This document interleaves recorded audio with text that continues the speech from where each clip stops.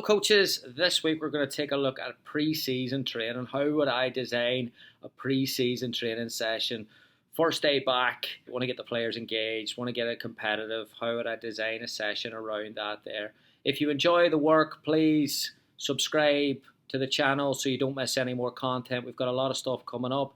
And also to check out the Modern Soccer Coach new ebook, 20 full in-possession training sessions. We take a look at build-up, midfield progression, and then final third, attacks, goal-scoring opportunities. It's all broken down. 3 exercises per session, 60 exercises total, all principle-based. You can work on any system, and it's yours right away. Ebook, you get it directly. So link is below. You can also get it on modernsoccercoach.com/shop. All right, here we go. Pre-season training. All right, so the first thing I think it's important to do when you're designing probably any session, but definitely a pre-season session, is to get your objectives. And sometimes I think we generalize pre-season training as fitness, getting the players going.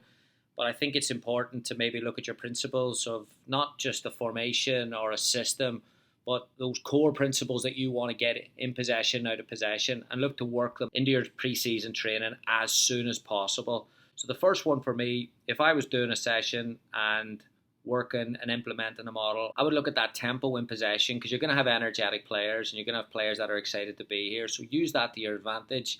Get the tempo high from the get-go. I'd also want angles of support. So again, use that energy to be intelligent with where we're looking for the ball, but not just everyone showing short. I would want maximum width, and I'd also want depth as well. So I'd want vertical runners.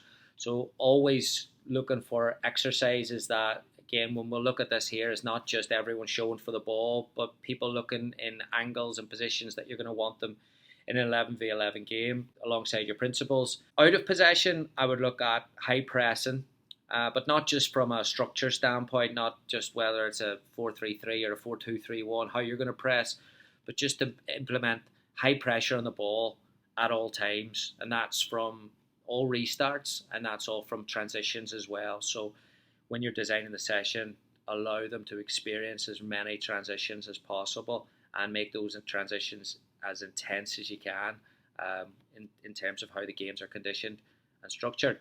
And then the last one I would say is from a coach's standpoint, that mentality standpoint, is to use that excitement to harness it into competitiveness, make everything competitive, make it enjoyable for the players, have the organisation ready so it flows, there's quick restarts, you can manage your times. We'll talk about the times towards the end. It's important that that works alongside the rest, the recovery, but that intensity and that competitiveness should lead to enjoyment if everyone's in the right frame of mind and everyone's excited and ready to be back. So let's look at the structure of the session, starting from exercise 1.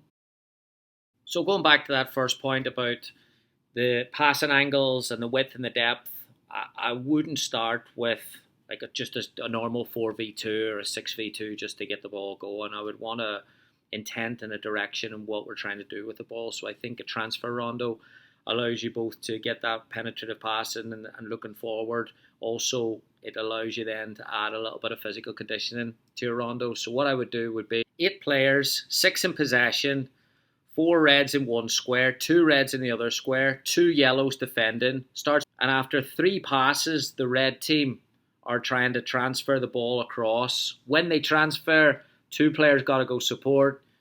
You recreate a 4v2. Again, you're looking for 3 passes and then transfer it again. So there's constant angles of support. The ball's constantly moving across the pitch. And then if the team wins the ball, if the yellows win the ball, they're looking to dribble out of the square for a point. Quick, short games, high intensity, switch the 2 players, go again, and you can work your principles within that there and keep it short and sharp and intense.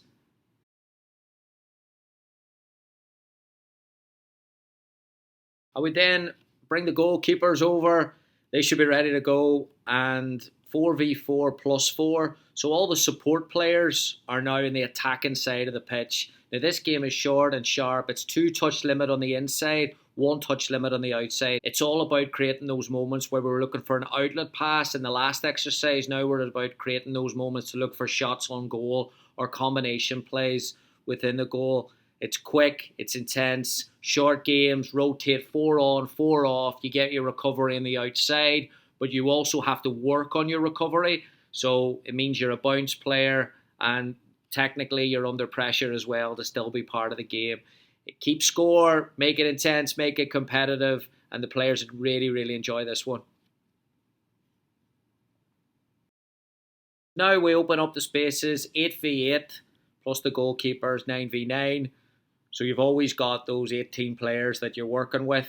And in this one here, you don't want to go full pitch just yet. Manage the spaces so you don't put too much load on the players in terms of going full pitch on the first day. So in this one here, I would go 8v8. I'd go from penalty box to penalty box. It'd be the width of the 18 to keep it short and sharp. Organise 2 teams in 2 different systems. There's only one condition in the game, and that is if you win the ball in the opposing's half of the pitch and score, the goal counts for double.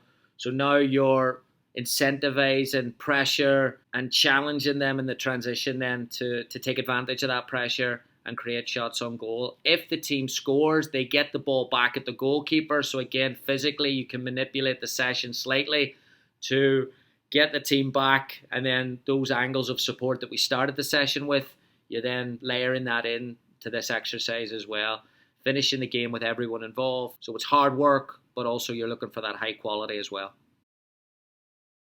And then finally, just to review the session, 60 minutes total, 18 players, and then looking at your times and making sure that everything is short and sharp. So those 4v2 plus 2 transfer game at the start, it's only 60-second games, 30-second recovery, 9 minutes total. Then the 4v4 plus 4, 2-minute games, you're going to go 10 rounds. Again, they're rotating every other game, 60 seconds recovery. And then in the last game, you open it out a little bit in terms of the time, but it's still only 5 minutes, 3 sets of 5 minutes. Give them a 2-minute recovery, and then you're going 20 minutes total. All in all, 60 minutes total. If you add a warm-up in before it, and then maybe some positional work, or maybe a little bit of technical work, or some exercises at the end that, you know, is a lower tempo, then you're not sacrificing the intensity of the session. And also as a coach, it gives you an opportunity to maybe get around the players and do some work with them individually or positionally in units and stuff like that. Thanks so much for watching. Best of luck with your pre-season. We might do another one of these. If you enjoy it, please give it a like below. Please also check out the ebook. There's plenty more sessions on that there as well. Structured just like this one. modernsoccercoach.com/shop. Thanks so much. Talk to you soon.